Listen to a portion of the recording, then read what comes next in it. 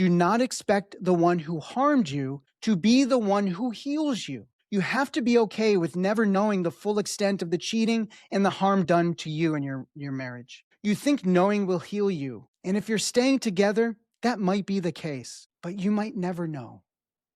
And you have to be okay with closing the door to that closet and letting it be a mess for now. Today's church pastor, I believe, is ill-equipped to handle trauma.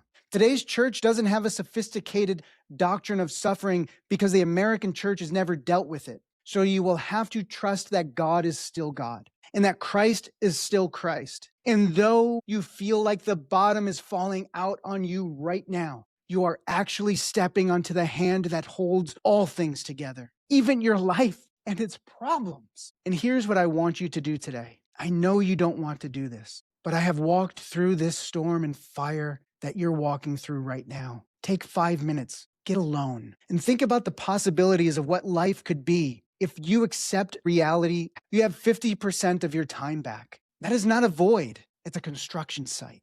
That is an empty lot of time waiting for a new design. And you're not alone. You are free from the chaos. What did you put on hold to accommodate your wife and your children? What is one thing that you would do if you actually could do before you die? What are you going to build in that empty lot that's appeared? How could you muster up the strength to start moving in that direction? You don't need the church's permission or validation. You don't need her confession. You don't need vengeance. You need to live the life you were meant. And the only way to do that is let the things die that are meant to die. And stop trying to resurrect the corpse of your marriage and let God resurrect you. Look, you're built for this. And I want you to honor yourself. I want you to honor the God who created you in his image and in his likeness. He has an eternal purpose for you beyond what you can see right now. And I know because I know you may not want to hear it.